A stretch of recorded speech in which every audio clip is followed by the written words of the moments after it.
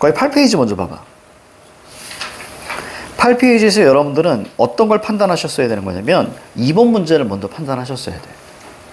그래서 2번 문제를 먼저 자 읽고 그 다음에 뭐부터 가야 되니?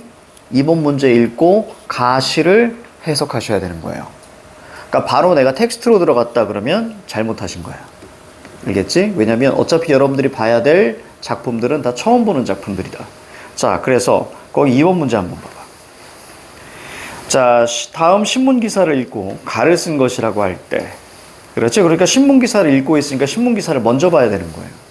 그리고 나서 가를 쓴 것이다. 그러면 우린 이렇게 끌고 가셨어야지. 자, 여기 텍스트가 이렇게 있고요. 자, 그리고 여기 보기가 있잖아? 거기 2번 문제는 철저하게 보기죠. 그러면 이 보기는 바로 뭐가 되냐면 해석의 기준이 돼. 자, 해석의 기준. 그러니까 얘를 읽고 여기에 우리가 지금 시와 관련되니까 어떤 게 나오겠어?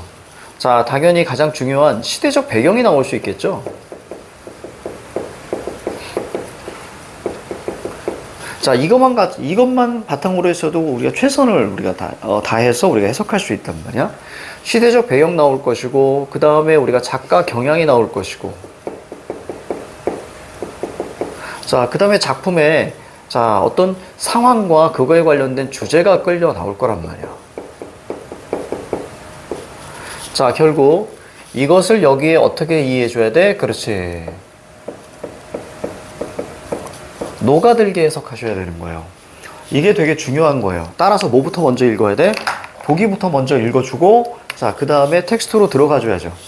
자, 이럴 때 일반적으로 여기서 나와 있는 즉 내용과 관련된 부분 있지. 이 내용과 관련된 부분이 바로 요 녀석과 요 녀석일 거야. 시대적 배경과 그 다음에 상황 주제. 자, 이것의 흐름과 자, 요 녀석의 흐름이 되게 유사하단 말이에요. 그래서 저 녀석의 해석의 기준이니까 철저하게 녹아들게, 즉 녹아들어가게끔 자, 우리가 해석을 해줘야 돼. 됐지? 그러면 거기에 우리가 신문기사, 자, 여러분들은 우리가 풀었으니까 다 하지 않고요. 핵심만 좀 한번 잡을게. 자, 첫 번째, 추위에 떠는 전쟁 동포를 구하자. 이렇게 나왔지? 거기 제목 자체에서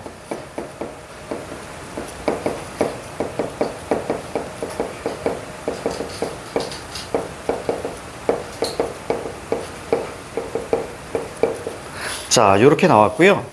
거기 우리가 텍스트, 거기 우리가 보시면 두 번째 줄에 자, 해방의 기쁨을 맞이하여 밑에 보니까 자유독립을 간절히 염원하여 밑줄 쳐. 그리운 고국에 돌아와 각기 인척관계를 찾아. 그리운 고국에 돌아와.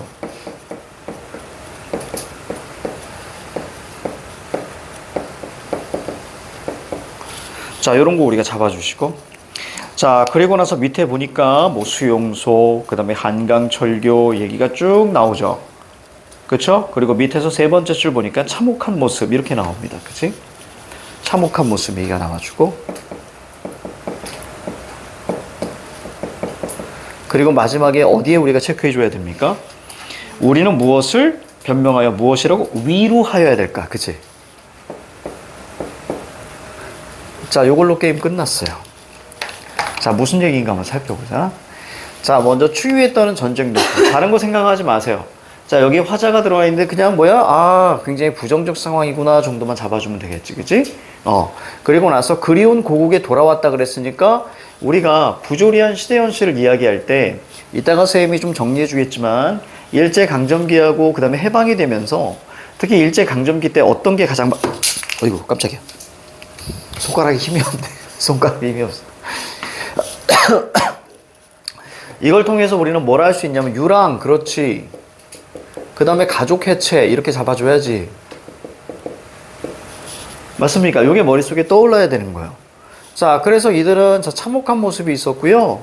자, 그거에 대해서 이건 바로 뭐지? 그치? 위로를 해줘야 된다라는 얘기예요.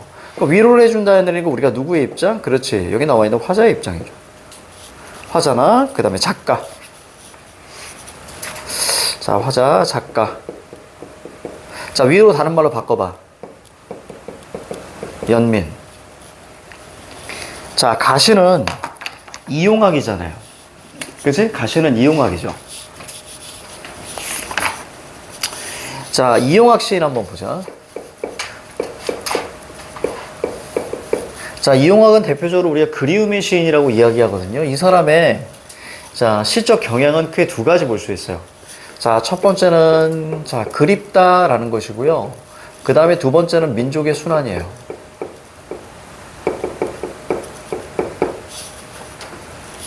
자, 그러면 한번 보도록 하자. 우리가 알고 있지, 현대시는 자, 세 가지로 우리가 볼 수 있다 그랬어. 자, 첫 번째 뭐니? 부조리한 시대 현실. 첫 번째는 부조리한 시대 현실이고요. 그 다음에 두 번째는 대상의 부재 및 결핍.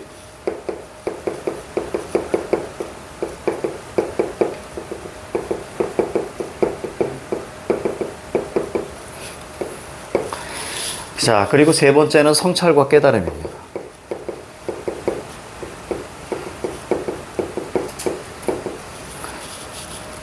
자, 그러면 잘 봐봐. 자, 지금 가시는 부조리한 시대 현실이지. 맞습니까? 그죠? 가시는 부조리한 시대 현실. 그 다음에 나시 한번 보세요. 나시는 거기에 지금 장성남의 자, 배를 밀면하고 있어. 그치? 자, 배가 뭐였니? 사랑이라는 얘기. 결국 큰 사랑에 대한 얘기지. 그치? 자, 그러면 우리가 나시는 바로 이 부분으로 끌고 갈 수 있겠다. 왜? 부조리한 시대 현실도 아니고 대상의 부재 및 결핍도 아니에요. 대상의 부재 및 결핍을 우리는 다른 말로 뭐라고 하니? 이별이라고 하잖아? 그럼 이별의 슬픔과 얘가 힘들어하는 모습들이 쫙 나와줘야 돼. 그치? 자, 그런 것들이 아니죠. 구체적인 대상이 없지. 그치? 자, 그러니까 얘가 가시, 얘가 나시. 됐어요. 이렇게 판단하십니다. 자, 가시로 가볼게요. 자, 가시 보시면, 자, 선생님이 늘 얘기한 그 원리를 좀 기억을 해줘야 돼. 자, 일제강점기부터 우리가 해방. 자, 보기에서 얘기했죠? 일제강점기에서 자, 해방 직후까지. 자, 요것이 바로 뭐냐면 부조리한 시대 현실이야. 맞죠? 부조리 현실이지.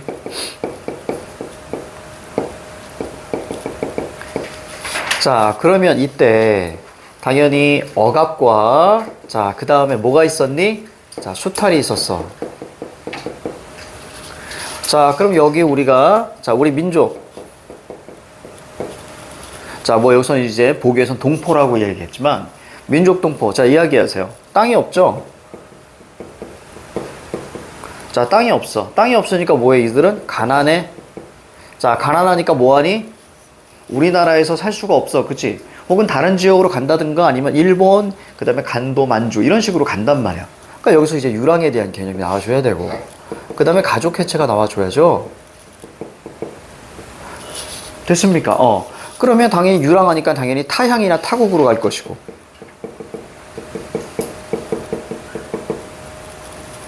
맞습니까? 요런 방식으로 나올 수가 그럼 요러한 내용들이 나와 있겠구나 라고 생각하셔야 돼요. 그러면 자, 여기 우리가 민족 혹은 소시민 혹은 농민들이 화자일 경우에 자, 태도가 긍정 태도가 있고 부정 태도가 있을 텐데 긍정 태도 거의 없다 그랬지. 맞습니까? 예로 끌고 간다 그랬을 거야. 그러면 이때 바로 누구? 작가나 화자 같은 경우는 어떻게 끌고 가나 봐봐. 작가나 화자 같은 경우는 얘에 대해서 뭐 합니까? 당연히 비판적 태도를 가지고 있고 여기 민족, 특히 이 민족은 철저하게 구체화적으로 나와 있죠. 구체화되게. 자, 시는 구체적이라 그랬잖아. 민족 너무나 추상적이잖아. 그래서 여기 누구? 거북내 가족이 나오지. 얘를 통해서 바로 우리 민족의 모습을 보여주는 거잖아. 그럼 여기 거북내야. 그러니까 얘 바로 뭐니? 연민. 그렇지. 기본적으로 이런 메커니즘을 기억하라 그랬지. 그러니까 이런 원리들이 머릿속에 있으면 쉽게 접근할 수 있는 거야. 자, 그러면 당연히 시의 앞부분에 뭐가 나와 있어? 여기 나와 있는 얘가 되게 힘들어하는 얘기들이 쫙 나올 거야. 맞습니까? 힘들어하는 얘기가 쫙 나와. 그 다음에 중간중간에, 자, 중간중간이고 다 읽고 나서 화자와 작가는 당연히 연민 그대로 끌고 갈 수밖에 없다. 힘든 모습은 어떤 얘기? 이 얘기. 이 얘기가 시에 나올 수밖에 없는 거야. 민족의 순환이니까. 그럼 왜 그리움인 줄 알겠지, 이용학이. 왜요? 유랑하잖아요. 가족이 해체되잖아요. 그러니까 그리움의 시가 나올 수밖에 없는 거야. 뭐 고향을 그리워한다든가 가족을 그리워한다든가 됐습니까? 아니면 자, 뭐 우리나라를 그리워한다든가 이런 방식으로 나올 수밖에 없는 거야. 요걸 머릿속에 잡고 있어야 되는 거예요. 그래서 이용학의 시적 경향도 알아두시면 좋고 그리고 이 사람이 일제강점기 때 시인이다. 자, 그리고 보기에서도 얘기해줬지. 요게 머릿속에 있어야 돼서 선생님이 과제를 이런 방식으로 내는 거예요. 계속 적으시라고. 그러면서 머릿속에 익히시라고. 여기까지 됐니? 여기까지 됐니? 자, 그래서 요 방식으로 해서 끌고 갑니다. 자, 그러면 되게 쉬워져요. 자, 볼게요. 자, 집도 많은. 이런 걸 우리는 한 번이라도 똑같이 쓰이면 19반복이라고 합니다. 알겠지? 거기다 적어. 19반복. 남대문턱 속에서. 요거 세모 쳐야지. 그러니까 남대문의 어디예요? 땅속입니다. 알겠죠? 땅을 파고 들어가 있는 거야. 자, 그거 세모 잡고 거기다 뭐라고 쓸래? 그렇지. 가난이라고 쓰시면 돼요. 가난이라고 쓰시면 됩니다. 자, 속에서 두 손 오구려 훅훅 이런 거 선생님이 어떻게 체크하라 그랬어? 놓치지 말고 V표 치라 그랬지. 그렇지? V표 치라 그랬지. 자, 거기 V표 치라는 이유는 바로 뭐였습니까? 그런 것들이 바로 뭐? 음성상징어지. 자, 음성상징어는 뭐라 그랬습니까? 감각적 시어라고 했을 거예요. 그지?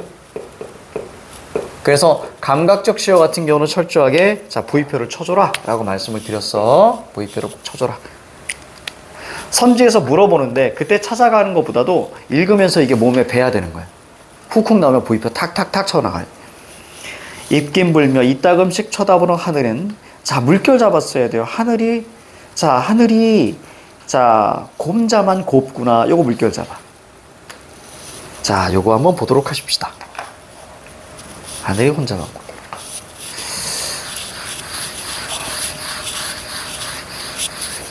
지금 운문 1주차기 때문에 독서 1주차 좀 길게 강의했고 3문 1주차 길게 강의하고 이제 운문 좀 길게 강의합니다. 자, 보시면 자, 거기 보니까 하늘이 혼자만 곱구나.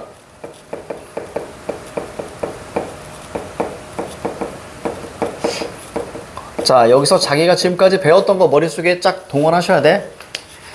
자, 먼저 이것은 반응입니다. 그쵸? 하늘을 봤더니 참 곱구나 라고 하는 자, 반응이 나왔어요. 이것은 우리가 정서적 반응이겠죠. 자, 곱구나 라고 이야기했습니다. 이때 우리는 두 가지도 볼 수 있어요. 물론 당장은 체크하지 않으셔도 되는데 시를 다 읽고 나서 표현상의 특징을 얘기해서 영탄적이니 그럼 맞는 거예요. 그럼 그 근거는 바로 뭐냐면 요거 나와 있지. 뭐뭐구나 그러면 이거 감탄형어미란 말이에요. 감탄형어미니까 우리는 뭐 생각해야 돼? 아, 영탄적 어조가 이거구나. 영탄적 어조는 선생님이 감정을 드러내는 거라고 말씀드렸어. 그래서 뭐뭐구나 그럼 영탄입니다. 자, 이때 하나 가장 중요한 건 뭘 거예요? 진짜 중요한 거. 자, 지금 여기 상황 긍정이야 부정이야? 그렇지. 부정적인 상황이잖아. 맞아요? 부정적 상황이면 정서적 반응이 어떻게 나와야 된다고? 긍정 나와야 된다고? 부정 나와야 된다고? 그렇지. 부정 나와야지. 그렇지? 그게 바로 유기적 반응이라 그랬죠. 자, 뭐라고? 상황이 부정이면 상황으로부터 유발되는 정서적 반응은 부정이 나와야 돼. 맞아요. 이게 바로 선생님은 뭐라고 얘기했냐면 유기적 반응이면서 자, 그 다음에 또 하나 이것이 바로 보편성이다라고 말씀드렸지. 여기까지 흐름 이해가니? 그치? 이렇게 끌고 갔지? 자, 근데 어떻게 나왔어? 부정적 상황인데 불구하고 자, 그러면 밑에 부정정서 나와야 되는데 이거 무슨 정서야? 하늘이 곱대. 긍정정서지. 맞지? 긍정정서지. 그러면 저기 정서적 반응과 그 다음에 상황이 맞아요? 안 맞아요? 안 맞죠? 뭐가 일어났어? 모순이 일어난 거야. 상황에 대한 모순을 우리는 뭐라고 하니?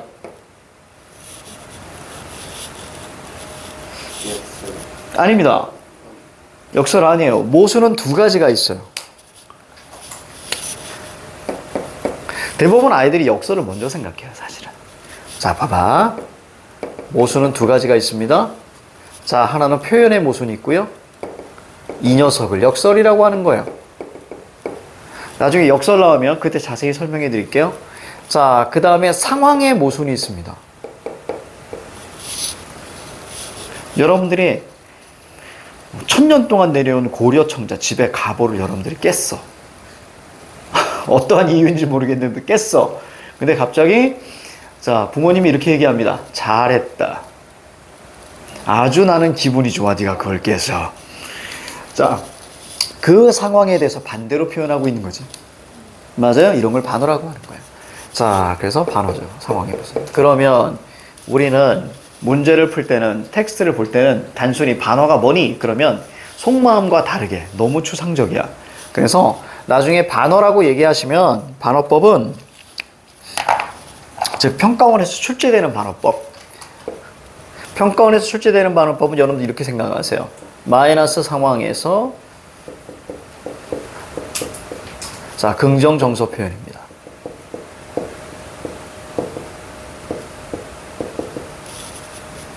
됐습니까? 요렇게 이야기하시면 아, 저게 반어법이구나 라고 생각하시면 돼요. 그럼 대표적인 반어법 하나 선생님이 좀 얘기해 줄게요. 내신에서는 김소월의 뭐 시들을 많이 이야기하는데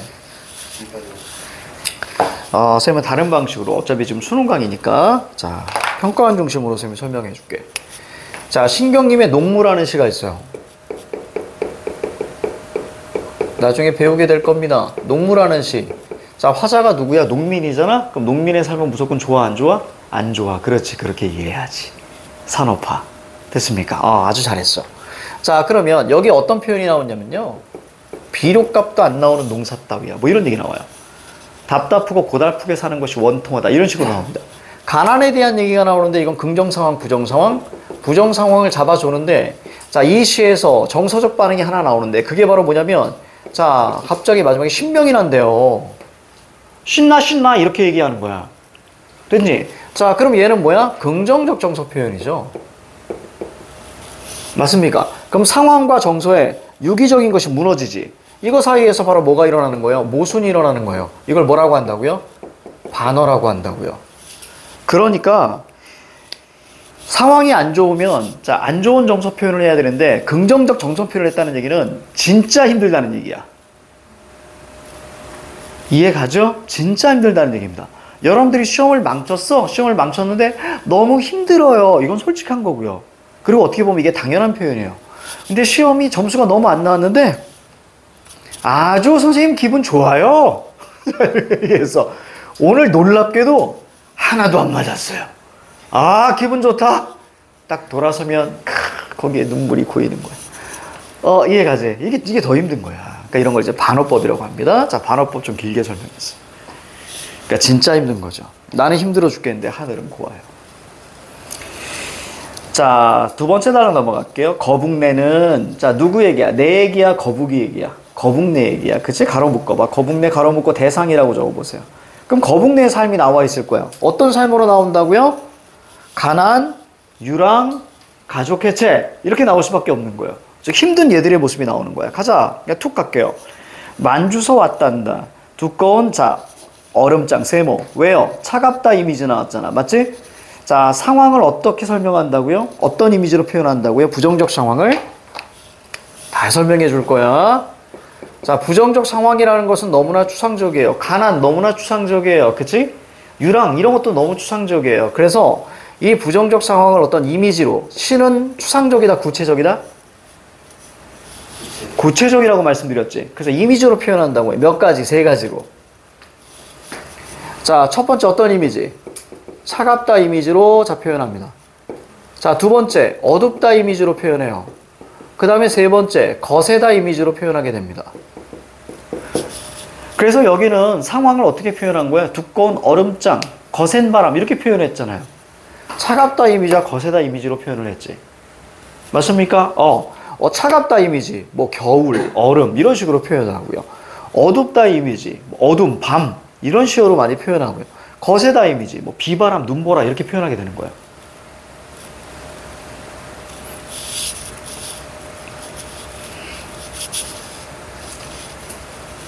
지난 시험에서 시험지를 본 순간 눈앞이 캄캄했다. 됐습니까? 이해가죠? 성적표를 받고 그 성적표를 어머니께 드렸는데 어머니의 눈빛이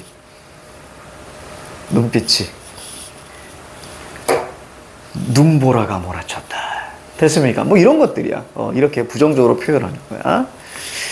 자, 가보자. 그럼 살얼음장 세모, 거센바람 세모. 그러면 좋아 나빠? 나쁘겠죠. 그래서 거북이는 만주에서 태어나고 할아버지는 만주에서 묻히고 보이니? 유랑, 가족 해체 보여? 자, 세월이 무심찮아서 봄을 본다고. 자, 봄 네모 쳐보세요. 시간적 배경이니까. 자, 물결 쳐. 쫓겨서 울면서 가던 길 돌아왔단다. 그렇지. 반응 보이죠? 거기서 뭐예요? 쫓겨서 그래서 뭐예요? 울어요. 그럼 그 울어다 밑에다가 적어. 슬픔이라고 적어. 자, 이것은 화자가 겪은 거야? 아니면 거북내가 겪은 거야? 거북내가 겪은 거죠? 뭐뭐 했단다 그러니까 들은 말인 거예요. 이 들은 말을 뭐라고 하니? 두 글자로. 소설에서 많이 나오는 표현인데 들은 말, 전언이라는 표현을 쓰는 거예요. 그렇지? 전언, 들은 말을 독자에게 전달하는 말이에요. 됐죠? 들어서 전달하고 있죠, 전언. 자, 세 번째 연가자. 띠빵 떠날 때. 띠빵이 뭐예요? 굉장히 좀 맛있는 빵 같은 그런 느낌 아니에요? 그렇지? 자, 그런데 이거는 만주입니다. 자, 만주 왜 갔니? 가난해서 유랑해서 간 거야. 그치? 아까 그 원리 기억하세요. 떠날 때, 강을 건널 때, 조선으로 돌아가면 빼앗겼던 땅, 세모. 그렇지. 이게 바로 부조리였지. 그치? 땅에서 농사 지으며 한글 배운다더니 조선으로 돌아와도 이야, 세모. 집도 고향도 없고 가난. 집도 고향도 없고 거북이는 배추꼬리를 씹으며 자, 달디 달구나. 배추꼬리를 씹으며 거무태태한 아버지의 얼굴을 바라보며 배추꼬리를 씹으며 거북이는 무엇을 생각할까? 거기다 뭐라고 쓸래? 연민이라고 적어주시면 되겠죠. 기본적으로. 그치? 얘는 그거 먹으면서 뭔 생각할까? 봄 찾아왔는데 조선으로 해방이 돼서 첫눈 미리 내리고 첫눈 네모. 겨울이죠. 자, 이윽고 새해가 온다는데 집도 많은 즉 남대문에 집은 너무 많아요. 그런데 어디 살아요? 남대문 더 움속에 살지. 거기다 세모. 이따금씩 쳐다보는. 자, 물결 쭉 쳐. 아마 하늘은 혼자만 곱더라. 망할. 이렇게 마무리되는 거예요. 욕을 이만큼 하고 싶은데 안 하는 거지. 그치? 이런 망할. 젠장, 책일. 이렇게 마무리되는 거죠. 마지막 반어법이고요. 자, 이때 하나만 더 볼까? 자, 여기 지금 이 부분은 어디서 보지 않았니? 저기 가하고 비슷하지. 그치? 처음과 끝이 유사하면 우린 이걸 뭐라고 합니까? 네 글자. 수미 상관. 그렇지. 자, 작품의 처음과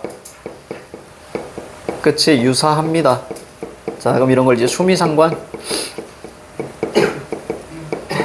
이렇게 이해하시면 돼요. 주제는 민족의 순환. 됐습니까? 이렇게 얘기하면 자, 어렵지 않죠? 자, 그리고 나서 우리 몇 번 풀면 돼요? 그렇지, 2번 풀면 되는 거예요. 자, 2번 풉시다.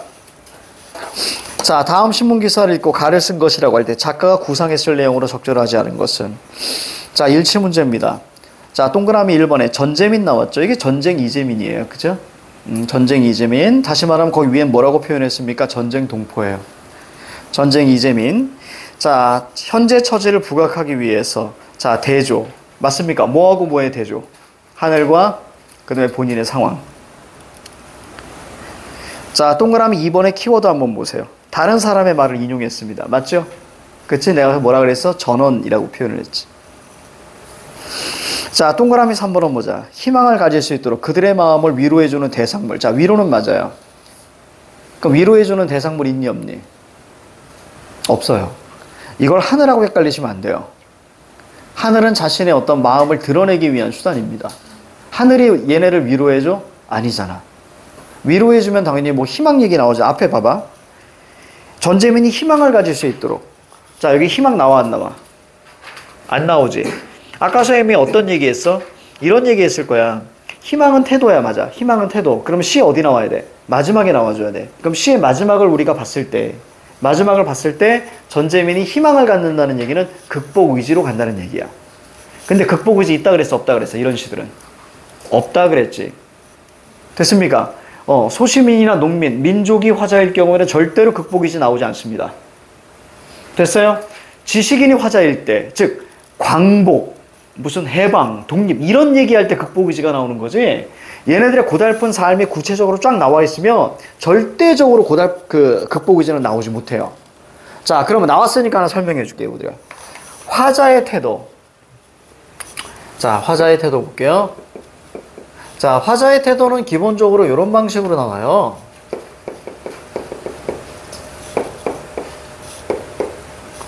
자, 첫 번째 희망, 긍정은 희망. 그 다음에 극복의지. 자, 그리고 생명력. 다 같은 말이에요, 여러분들. 넓은 의미의 같은 말이라고 생각하시면 편해요. 자, 그리고 이런 것을 내가 뭐라고 그랬니? 머릿속에 떠오르지 않으면 그냥 지향이라고 얘기한다는 거지, 지향. 희망의 반대가 뭐예요? 절망이에요. 자, 의지의 반대말이 체념이죠. 자, 생명력의 반대말이 무기력이에요. 근데 괜찮아요. 무기력은 보통 이제 어떤 개인적인 성찰 그쪽에서 좀 많이 나와요. 무기력. 물론 일제강점기에서도 소극적 태도에서 나오지만 그 추후에 강의하겠습니다. 자, 이런 거 그냥 가볍게 지속이라고 하시면 돼요. 왜? 여러분들이 앞으로 배울 90%의 현대시는 부정적 상황일 테니까. 됐지? 자, 그런데 아까 시대의 부조리를 나타내는 시에서 맞습니까? 시에서 자, 거의 없다 그랬어요. 그러니까 거기서 희망이 나오는 순간 없는 거예요. 선지가. 됐습니까? 일제강점기는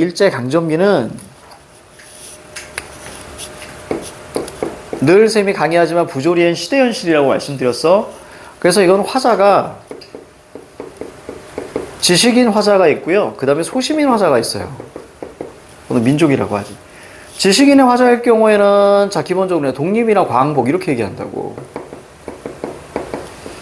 그러니까 여기는 바로 극복 의지로 끌고 갈 수밖에 없어요. 극복 의지, 희망, 생명력 이런 게 나와.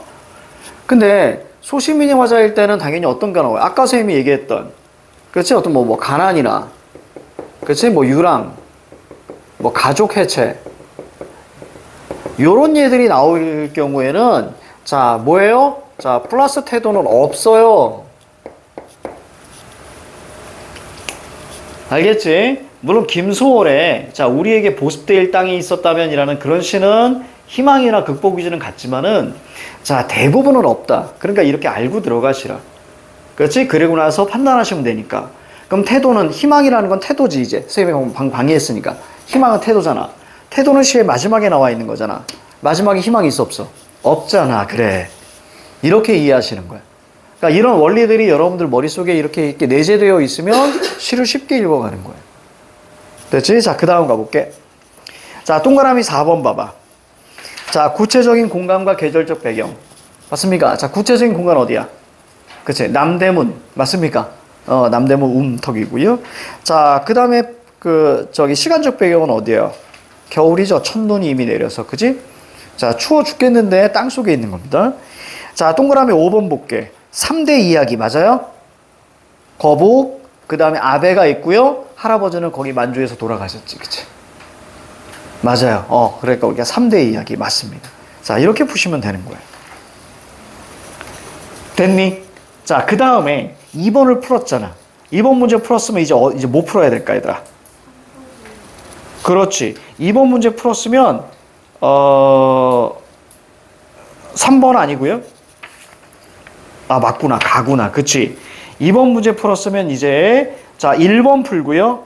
3번 푸는 거예요. 그 다음에 5번도 푸는 거예요. 됐습니까? 자, 다 걸쳐 있죠. 자, 먼저 5번 먼저 가볼까? 자, A와 B의 시어를 비교해 이해한 것으로 가장 적절한 것은. 그럼 A는 거기 우리가 방금 가에서 읽었어. A에 해당하는 것만 다 잡아주는 거예요. 자, 거북이는 화자가 애정을 가지고 있는 대상. 맞아요? 맞아요. 자, 애정 물결 쳐봐. 자, 애정 다른 말로 바꿀래? 그렇지. 연민인 거예요. 그러니까 맞는 거예요. 즉, 대상이 힘들어하고 있으면 무조건 연민을 느끼는 그 메커니즘 아까 적어줬지, 그지? 그게 되게 필요하다고. 애정 밑에 하나 더 적어줘. 연민 적었지? 하나 더 적어줘. 따뜻한 시선이라고도 출제를 했었습니다. 따뜻한 시선. 그러니까 여러분들이 이런 문제 틀리는 건 아직 안 배우고 몰라서 틀리는 거예요. 이해가지? 이렇게 배우면 맞출 수 있어. 자, 애정. 이 애정을 우리가 알고 있는 남녀 간의 사랑으로 보시면 안 됩니다. 그치? 자, 그 다음에 동그라미 2번 보자. 동그라미 2번. 자, 아니야, 요거 하나하나 하면 좀 어려울 테니까 우선 이렇게 딱 갔습니다. 아, 그러니까 5번에 동그라미 1번은 맞아요. 됐습니까? 그리고 나머지도 우리가 판단을 내리시는 거예요. 예를 들어서 A에, 자, 생각이라고 있어. 생각은 화자와 대상 간의 갈등. 여기 대상이 누구야? 여기 대상은 거북이고요. 화자는 시를 쓰는 사람이야. 알겠니? 이렇게만 이해하시면 되죠? 자, 갈등 있어요? 둘 사이에 갈등 있어? 없지. 그러니까 2번 날려. A의 첫눈은 화자가 기다리는 긍정적 대상이냐? 첫눈 기다려요? 아니지. 자, 3번 날려. 자, 4번 보세요. 음은 화자가 살고 있는 거야? 그치, 날려. 거북이가 살고 있는 거지. 자, 그 다음에 5번 보세요. 하늘은 이상세계야? 아니지. 이상세계는 무조건 동경의 대상인 거야. 알겠지? 자, 날려. 정답 몇 번? 1번. 한 번에 풀리잖아. 됐죠? 이렇게 푸는 겁니다. 자, 그 다음에 어디로 올라갈까? 자, 3번 문제 우리가 보셔야 됩니다. 3번 문제 보셔야 돼요. 자, 거기 보시면 가의 색채 대비를 통해, 자, 여기서 끊어봐. 자, 오른쪽 갈게요. 자, 감정의 변화. 자, 내용이 나오면 내용을 먼저 보는 거야. 여기 감정 변화 있니 없니? 정서 변화가 있어 없어? 이 시에 정서 변화 없지? 처음부터 끝까지 그냥 슬프지. 됐습니까? 이렇게 푸는 거고요. 자, 2번에 자, 가는 영탄적. 맞습니까? 영탄 맞죠? 곱구나. 영탄적 맞고요. 오른쪽에 시적 긴장감을 고조시키고 있다. 이거 밑줄 쳐봐. 무슨 뜻일까? 이런 거 우리는 나중에 볼 거거든요. 그냥 적어봐. 즉, 관심 갖게 하는 것, 이런 뜻이에요. 관심 갖게 하는 것. 즉, 시에 관심 갖게 하는 거예요. 시에 주목하게 하는 거예요. 흥미를 유발하는 거예요. 알겠지? 그러니까 크게 시적 긴장감이 없는 시는 존재하지 않습니다. 알겠죠? 시의 본질이야. 그러니까 이거는 판단 내릴 필요 없고. 자, 3번에 볼게요. 자, 3번에 가는, 자, 천년의 내용을 끝년에서 변주. 변주라는 것은 반복하고 변형하다 이런 뜻이거든. 그러니까 즉 유사하다 이런 뜻입니다. 변주는 거기다 적어. 유사하다. 변주는 유사하다. 결국 천년과 끝년이 유사하니까 뭘 묻는 거니? 그렇지. 수미상관을 묻는 거야. 가는. 맞습니까? 그러니까 가는 내비두시고. 자, 그 다음에 4, 5번은 나에 대한 얘기니까 이렇게 가는 겁니다. 1번 보죠. 자, 화자로서는 어찌할 수 없는 상황. 맞아요? 어찌할 수 없죠? 그치? 본인이 뭔가를 할 수 있는 게 아닙니다. 자, 2번. 일상의 경험에서 대상의 의미를 새롭게 끌어낸다. 이건 나시에 대한 얘기입니다. 그쵸? 이런 걸 뭐라 그래? 성찰 깨달음이라고 하는 거야. 이따 설명해 줄게, 쌤이. 자, 공통점이니까 자, 2번 날려. 자, 3번에 대상, 거북내를 부정합니까? 아니죠. 3번 날려. 이상과 현실 사회에서 고뇌하니 화자가? 아니지. 날려. 지금 거북내가 오히려 고뇌한다는 게 맞죠? 자연을 통해 현재의 삶에 대한 비판. 자연을 통해서 현재를 비판합니까? 없죠. 날려. 전에 몇 번? 1번. 이렇게 푸는 거예요. 그러니까 우리가 시 하나를 가지고 나머지 것들에 해당되는 것에 오답들을 지워나가는 거예요. 물론 이런 방법이 있고요. 그 다음에 또 어떤 방법이 있어? 어떤 방법이 있을까? 그렇지. 다 읽고 나서 전체를 다 보는 방법. 하지만 거기도 변하지 않는 건 있어. 2번 문제를 먼저 보고 가시를 보는 건 맞아. 그래서 가의 단독 문제 2번을 풀고요. 그 다음에 나 다까지 읽고 쭉 푸는 방법들도 있습니다. 알겠지? 그러니까 여러분들이 여러분에게 맞는 그런 동선, 그렇지? 다 읽고 쫙 푸는지, 자, 아니면 뭐니? 그때 선생님처럼 실시간으로 잡아내든지, 선생님이 두 가지 방식을 지금 보여주고 있는 거예요, 지금. 됐습니다. 자, 잠깐 쉴게요.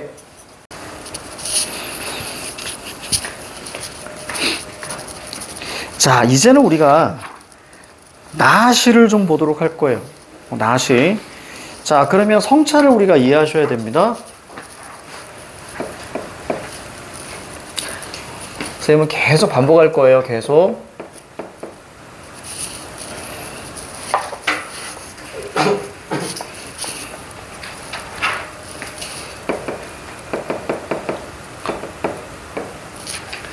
자, 이게 머릿속에 완전히 딱 떠야 돼. 실을 딱 보면. 자, 부조리현실.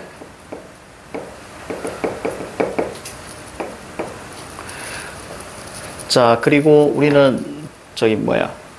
대상의 부재 및 결핍.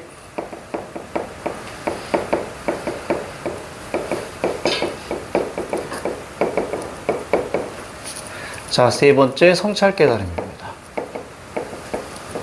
그러니까 이렇게 판단 내리고 들어가세요.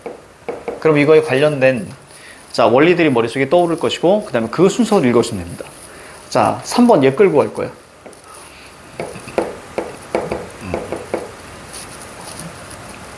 자 성찰 깨달음은 좁은 의미의 성찰이 있고 넓은 의미의 성찰이 있어요. 자 좁은 의미의 성찰은 추후에 하겠습니다. 관련된 얘기가 나올 때 지금 모든 걸 다 쏟아낼 필요는 없고 넓은 의미의 성찰, 즉 여기에 관련된 것만 나에 해당하는 것만 자 볼게요. 넓은 의미의 성찰을 보실 때는 우리가 요 흐름으로 우리가 보셔야 돼요. 자 어떤 사물의 특성, 자연물이 제일 많긴 한데 사물이라고 보셔도 돼요. 자 사물의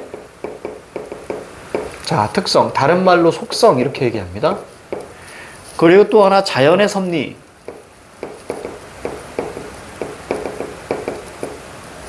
자, 자연의 섭리를 바탕으로 해서 인생에 대한 자, 성찰과 깨달음, 인생에 대한 깨달음을 이야기를 해요. 그러니까 우리가 되게 어떤 추상적으로 뭐 사랑, 이게 제일 많아요. 성찰에 대해서는. 사랑과 이별과 성숙, 이게 제일 많습니다, 사실. 사랑, 이별, 성숙이 제일 많아. 자, 그래서 이 둘의 유사성을 끌고 가는 거예요. 그래서 제목이 자 팁입니다. 팁. 제목이 사물과 관련된 경우가 제일 많아요. 이게 꽤 많습니다. 이게 사물. 그러면 이렇게 물어볼 수 있죠. 쌤 사물이 뭐예요? 라고 이야기하면 사물은 되게 큰 범위예요. 인공물과 자연물을 모두 합친 거예요. 여기까지도 알고 있어야 돼. 인공물과 자연물을 모두 합친 걸 자, 우린 사물이라고 합니다. 그러니까 내가 이것까지 얘기해 주는 이유는 뭐냐면 많은 친구들이 사물 그러면 사물의 반대는 자연물이야 이렇게 생각하기 때문이야. 그러니까 시에서의 사물은 모두 포함이에요. 인공물, 자연물 모두. 그러니까 자연물도 사물이에요. 알겠지? 이렇게 이해하시고요. 자, 그러면 이거 관련된 예를 한번 좀 들을게. 쌤이 아주 많은 대표적인 예, 많이 들은 예예요. 같은 예만 계속 드는 이유는 뭐냐면 여러분들 빨리 익숙해지라고. 같은 예만 계속 듣는 이유는 자 낙화라는 시가 있는데요. 자 이형기의 낙화 한번 보도록 하자. 자 꽃이 있어요. 자 꽃이 뭐예요? 사랑이에요. 이렇게 표현합니다. 꽃은 사랑이래요. 자 그럼 꽃이 져요. 낙화 꽃이 지는 건 사랑이 지는 거니까 뭐니? 이별이겠죠. 하지만 어떻게 합니까? 당연히 슬프죠. 하지만 꽃이 지면 뭐를 맺어? 열매를 맺죠. 자, 그러면 이 열매를 얘는 뭐라고 표현했습니까? 영혼의 성숙이라고 표현했어요. 하지만 이건 꽤 슬프더라 라고 이야기해요. 자, 그러니까 이건 자연의 섭리잖아. 자연의 섭리이면서 대상의 특성이라고 보면 되겠죠. 꽃은 지는 거니까, 그지? 자, 어떤 자연의 섭리, 여기 뭐예요? 인생 얘기 나온단 말이에요. 이렇게 치환시킨다고요. 알겠지? 발장 풀고 웬만하면 적어야 돼. 만약에 컨디션이 안 좋으면 저 인강 듣고 적어야지, 그지?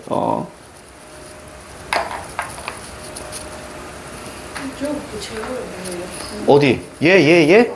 낙화. 꽃이시다. 꽃이시다. 낙화. 우리 학원에도 저기 뒤에 꽃이 있잖아. 아직도 저 꽃의 이름을 몰라요. 물어봤는데 모르겠대요. 저 네이버에 검색하면 나오잖아요. 진짜? 검색하면 나와? 네이버에 사진 찍어서. 정말? 그거 한번 해봐야겠다. 여기엔 꽃이 있고요. 봄 되면 저게 지금 몽우리가 있는데 피겠지? 그럼 기분 되게 좋을 것 같긴 해. 쌤이 마이너스의 손이거든요. 식물에 대해서는. 내 손을 거치면 다 죽어요. 그래서 좀 안타까운데 왼쪽에는 고무나무가 있습니다. 이 옆강의실에는. 그것도 선물 받은 건데 그 이투스 원장님이 보내준 건데 그럼 고무나무에는 고무가 열리나? 수에 아, 그런 거야? 그럼 고무 열매라는 건 원래 존재하지 않는 거니? 아, 내가 어제 원피스를 보고 감동 먹어가지고. 원래 고무열매가 아니에요. 아, 그래? 네. 아직 원피스를 극장판 한 편만 봐가지고. 아, 그래? 고무 열매, 그거 내가 먹고. 고무 총. 어제 그거 보니까 막, 기어 3. 이렇게 해가지고. 너무 재밌어. 어제 펑펑 울었네, 곤이랑. 부둥 켜고 울었어. 너무 슬프고 감동적이어가지고. 아는구나. 나 눈물 엄청 흘렸어, 어제. 오랜만에. 내가 그런 걸 좋아해. 그런 거 드라마나 영화 보고 눈물 흘리는 걸 좋아해. 그러면 그걸 흘리고 나면 기분이 되게 좋아져. 카타르시스 같은 거 있잖아. 우리가 삶이 힘들잖아. 삶이 힘들고 짜증나는 일도 많고. 근데 그런 걸 통해서 눈물을 한번 흘려주면 이 안에 있는 모든 것이 정화되는 느낌이야. 그래서 어제 곤이랑 막 이렇게 했던 기억이 납니다. 자, 볼까요? 자, 이제 시 한번 볼게요. 자, 나시입니다. 우선 제목을 늘 아이들이 안 보는데 제목 꼭 봐야 된다. 알겠지? 제목은 꼭 보고 들어가야 되는 거야. 자, 배를 밀며. 자, 배를 민다. 자, 대상이죠? 자, 배 동그라미 잡아봐. 배를 밀어보는 것은 아주 드문 경험이고, 희번덕이는 잔잔한, 자, 가을, 자, 바닷물 위에. 자, 배를 밀어놓고는 온몸이 아직 추락하지 않은, 자, 순간의 허공에서, 자, 밀던 힘을 한껏 더해 밀어주고는 아슬아슬하게 배에서 떨어진 손, 순간 환해진 손을 허공으로부터 거둔다. 뭔 얘기야? 그냥 배를 민다는 얘기야. 이렇게만 판단하시면 돼요. 여기 우리가 뭐 부정적 상황이든 뭐든 정서든 하나도 보이지 않지, 그치? 부정적 상황이라고 판단하기 위해서는 뭐가 나와야 돼? 차갑다, 어둡다, 거세다. 이런 이미지가 나와줘야 되는 거야. 전혀 없잖아. 그럼 그게 나오면 거기에 대한 정서도 나와야 되는데 없지? 자, 더 내려가 볼까? 사랑은 참 부드럽게도 떠나지. 어머나. 위에 줄 보니까 배에서 떨어진 손, 배가 이제 가는 거잖아.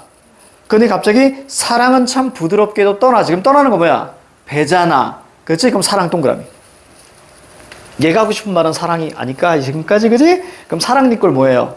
배. 그래, 이렇게 이해했어야 되는 거야. 그럼 나온다. 그치? 자, 뭐 사물, 그 다음에 뭐니? 사랑. 그치? 인생. 됐습니까? 이렇게 가는 거예요. 자, 보이지도 않는 길을 부드럽게도 사랑은 떠난다. 배를 한껏 세게 밀어내듯이. 이거 물결 쳤어야 되는 거예요. 아무도 물결 안 치더라고. 슬픔도 그렇게 밀어냅니다. 슬픔 물결. 그렇지? 얘는 그러니까 원래 슬픔을 가지고 있었던 아이인 거야. 맞지? 그래서 사랑을 밀어낸다라는 건 이제 떠나보내는 거지. 그래서 슬픔도 함께 떠나본대요. 자, 오른쪽 가자. 배가 나가고, 배 뭐였어? 사랑이었잖아. 사랑이 나가고 남은 빗물 위에 흉터가 있습니다. 자, 흉터 세모. 이거 뭐라고 했을까? 이거 그냥 이별의 상처 아닐까? 그치? 사랑의 상처라고 적어주면 깔끔하겠다. 상처라고 쓰세요. 상처는 잠시 있다가 가라앉습니다. 사랑을 떠나보냈어. 그리고 가라앉고. 그런데 뭐라고 쓸래? 감탄사지? 그럼 무슨 어조? 영탄 적어줘. 그렇지, 잘했다. 영탄 적어줘. 감탄사. 내 동그라미. 화자입니다. 내 안으로 들어오는 배요. 배 뭐니? 사랑이지, 그치? 됐습니까? 근데 여기서는 사랑이라고 보면, 네, 질문. 이 배가 새로운 사랑이야. 그럼 맞아, 틀려? 틀려. 새롭다라는 근거가 없어. 이해갑니까? 아까 내보낸 배와 다른 배라는 근거가 있다, 없다? 없다. 그래. 그러니까 여기 배는 이렇게 한번 적어볼래?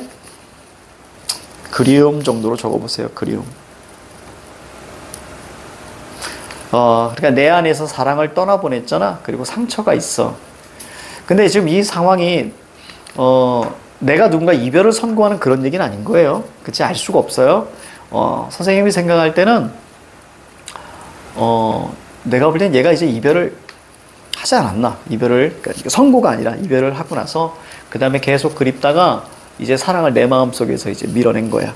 그치? 그리고 이제 슬픔이 이렇게 있는데 그 슬픔도 이제 잊으려고 막. 근데 그 이별에 상처가 있을 거 아니야. 상처가 잠시 있다가 또 사라졌는데 그럼 배를 다 내보냈다고 생각했는데 그때부터 이제 뭐가 오는 거야? 그리움이 밀려 들어오는 거야. 이해가죠? 이별하고 나서 그 사람이 이제 그리운 거지. 그래서 우리는 실수를 하죠. 갑자기 밤에 자니? 자, 그래서 거의 그리움 정도로 우리가 이해하시면 되는 거예요. 그치? 아무 소리 없이 밀려드는 사랑이요. 그리움이요. 이렇게 이해하십시다. 뭐뭐요. 이렇게 끝났지? 뭐뭐요. 자, 그럼 영탄입니다. 뭐뭐. 자, 그러면 아까 우리가 영탄 배웠으니까 지금 오늘 영탄 자, 세 가지.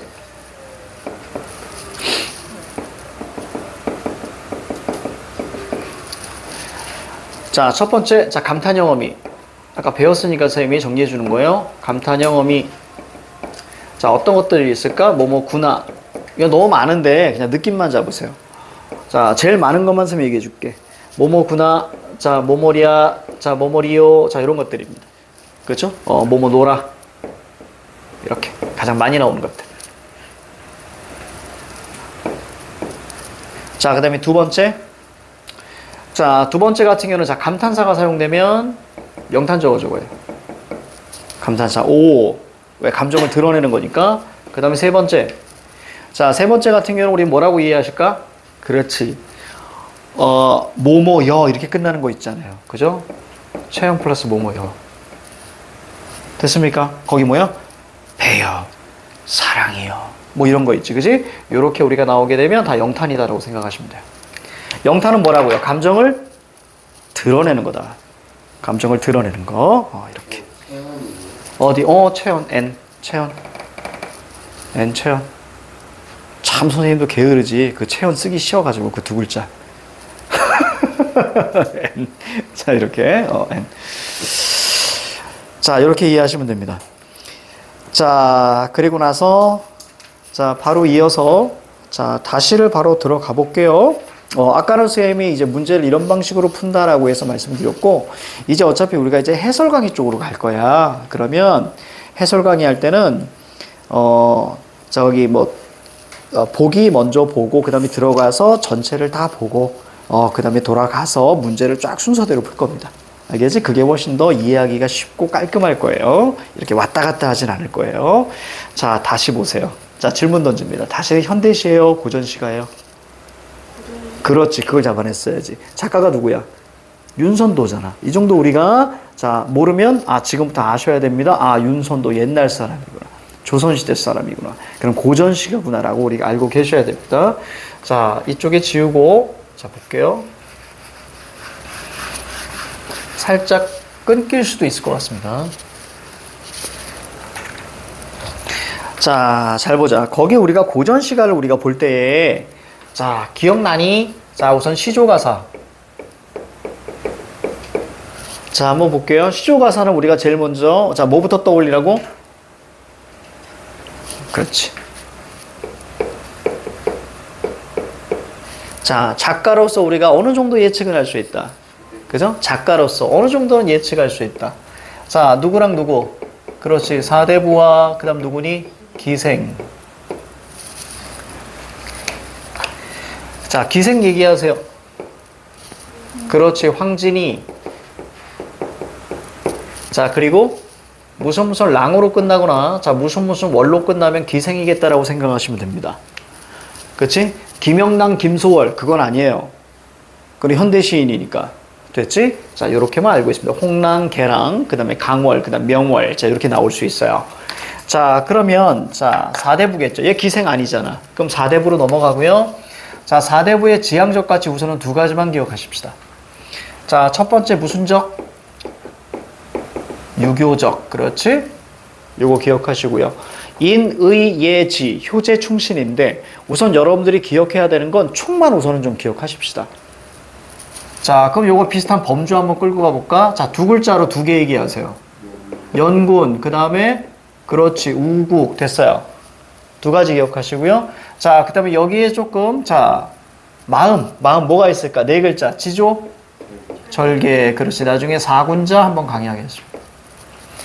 자, 그 다음에 두 번째 지향적 가치는 뭐지? 그냥 외우시라 그래서 통으로. 무용무심 자연친화. 이렇게 아예 외워버리세요. 무용무심 자연친화. 무욕적이라고 이게 맞거든요. 무욕적 혹은 무심적 이게 맞는데 그냥 이렇게 외워버려. 그게 좀 편하더라고요, 여러분들이. 무용무심 자연친화. 이렇게 두 가지가 바로 지향적 가치입니다. 나중에 관련됐을 때 선생님이 또 자연에 대한 얘기를 또 한번 해줄 거야. 자연은 유배지의 공간이면서 또 친화의 공간이기 때문에. 자, 그럼 이걸 바탕으로 우리가 끌고 갈 거예요.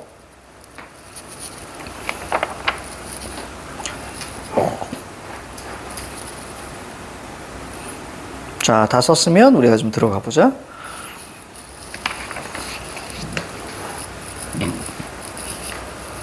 자, 윤선도죠? 자, 4대구예요. 윤선도는 사실 이 두 개에 관련된 걸 다 썼는데요. 자, 한번 들어가 보자.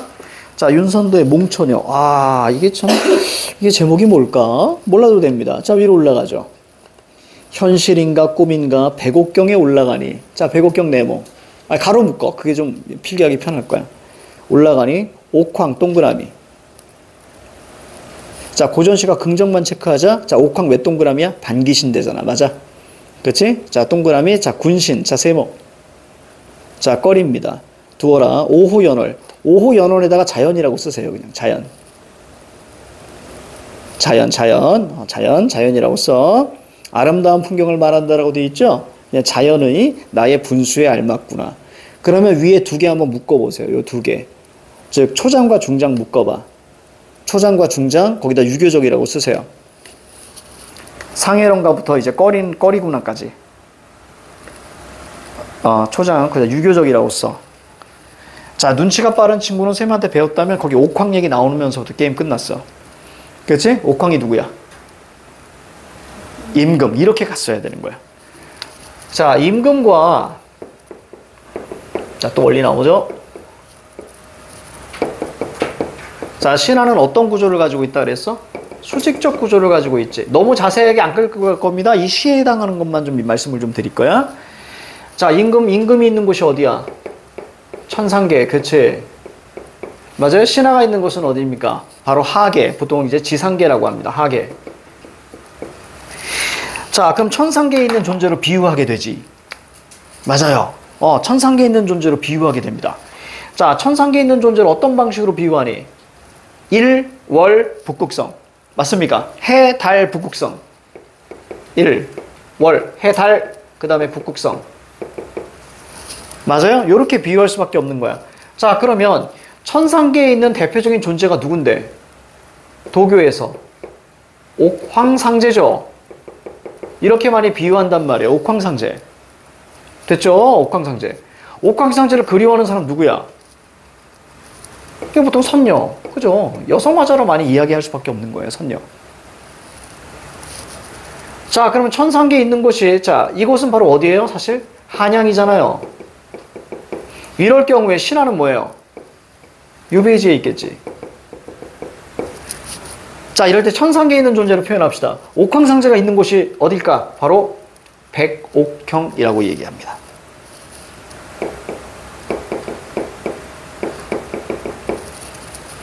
자, 백옥경 이렇게 이해하시면 돼요. 백옥경. 이게 제일 많아요. 이 옥이 뭐의 준말일까? 어떻게 이해하시면 돼? 옥황상제의 준말이구나 라고 생각하시면 되죠. 됐습니까? 요 정도만 적으세요. 요 정도만.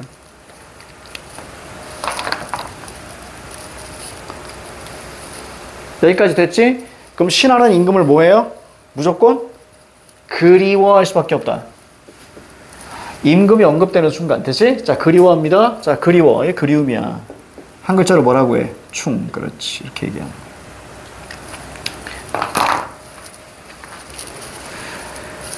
화자의 지향적 가치가 두 가지라 그랬어. 그지?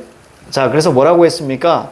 자, 우리가 속세는 바로 이제 한양에 있는 곳인데, 임금한테 가래 다른 신하들이 나를 싫어해요. 그래서, 나는 그냥 무용무심 자연친화가 맞나 봐. 이렇게 이게 바로 초장 얘기야. 이게 첫 번째 수 얘기야. 자, B로 갑니다. 잠에서 꿈을 꾸어서 11후에 들어가니.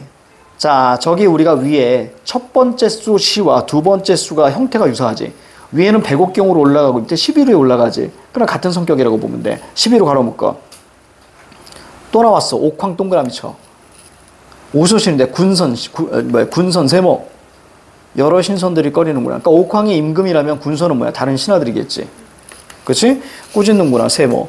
어즈버. 백만억창생. 그냥 거기다 적어. 백성의 일. 이런 뜻이야. 백성의 일을 어느 결에 누구에게? 임금에게 물을 수 있을까? 됐죠? 그러니까 얘는 이제 백성에 대한 어떤 그런 연민이 있는 거죠. 됐죠? 충신은 늘 백성에 대한 연민이 있습니다. 그리고 백성에게 바른 정치를 하고 싶어요. 그걸 두 글자로 뭐라고 합니까? 선정이라고 얘기를 하는 거거든요. 자, 아무튼 넘어갈게. 하늘이 자 이지러졌을 때 뭐뭐 할 제 그러면 무슨 때 이렇게 해석하시는 거군요. 하늘이 쉽게 가자. 찌그러졌을 때 무슨 기술로 폈을까? 기원했을까? 백옥로 자 질문 던집니다. 옥이 뭐의 준말일 거야? 그래 느낌 오지 옥황상제겠지 그지? 자 백옥로 가로 묶어. 중수할 때 지워질 때에 백옥루가 지워질 때에 어떤 받치는 기술자입니다. 어떤 기술자가 만들었을까? 백옥루를 지을 때 어떤 기술자가 만들었을까? 옥황상제께 옥황 동그라미 물어보자 하더니 즉 물어보고자 했는데 이런 뜻입니다. 됐죠? 했는데 했다 못했다? 어디에서? 꿈에서. 됐습니까? 꿈에서. 자, 다 못하고 왔구나. 물결 쳐. 거기다 뭐라고 쓸래? 안타까움. 안타까움이라고 쓰세요. 주제는 뭐야? 임금에 대한 그리움인 거야. 이해가죠? 유교적 충. 이게 바로 이제 그리움이라고 보시면 되겠습니다. 자, 넘길까요? 자, 1번의 정답은 1번이고요. 화자로서는 어찌할 수 없는 자 상황이 나타나 있다. 그리고 선생님 교재 저기 뒤에는요. 정답하고 해설지가 다 있어. 알겠지? 그래서 우리가 자 정답은 1번이 맞습니다. 자 가에서는 정말로 어찌할 수 없는 자 화자는 그래서 거기 나와 있는 거북내에 대한 뭐 연민만 이렇게 할 수밖에 없는 자 나도 그냥 뭐예요? 마지막에 정확하게 나와 있지, 그지? 갑자기 배를 다 밀었는데 내 안으로 갑자기 그리움이 확 들어오는 자 그런 어찌할 수 없는 상황. 자, 다 같은 경우도 꿈속이잖아요. 내가 어떻게 할 수 있는 임금이 그립다고 해서 뭔가 할 수 없는 상황입니다. 부정적 상황입니다. 자, 그럼 동그라미 2번 볼게요. 일상의 경험에서 대상의 의미를 새롭게 끌어낸다. 의미를 새롭게 끌어낸다. 세 가지, 세 글자 뭐라고 할래? 1번 깨방정, 2번 깨달음. 그래, 이런 걸 깨달음이라고 하는 거야. 알겠지? 이런 걸 깨달음이라. 그러니까 이거 동그라미 2번은 뭐에 해당돼? 나시에 해당된다고 보면 되겠죠? 자, 그 다음 우리가 보십시다. 자, 넘어갈게요. 자, 1번에 1번. 자, 2번에 3번이고요. 자, 3번에는 정답이 3번입니다. 자, 가는 나와 달리 수미 상관이니? 이렇게 묻고 있는 거예요. 그렇죠? 맞는 얘기죠? 자, 그리고 또 하나 볼게요. 거기 동그라미 3번에 보시면 가는 나와 달리 천년의 내용을 끝년에서 변주 밑 좋죠? 그렇지. 반복과 변형이란 뜻이야. 그러니까 쉽게 말하면 뭐예요? 유사. 근데 이것을 변주라고 합니다. 변주라는 단어도 알고 있어야 돼. 알겠지? 변주는 유사하니 이렇게 그냥 이렇게만 후려칠 수 있어. 원래 반복 플러스 변형입니다. 조금씩 바꾸는 거예요. 이런 식으로 바꿉니다. 반복이 기준으로 깔려 있어요. 눈은 살아있다. 떨어진 눈은 살아있다. 마당 위에 떨어진 눈은 살아있다. 이런 것들이요. 자, 그 다음 뒤에 뭐라고 돼 있어? 시상을 심화한다 그랬지. 밑줄쳐. 시상 심화 밑줄쳐. 이거 시의 본질이야. 이걸 판단 내리지 마. 이건 무조건 맞는 거니까. 알겠지? 시상을 심화하는 건 무조건 본질이다. 자, 됐어요. 4번의 정답은 5번입니다. 그쵸? 화자가 기대하던 새로운 사랑 아니에요. 그냥 그리움 정도로만 이해하시면 돼요. 자, 5번의 정답은 1번입니다. 자, 오늘 여기까지.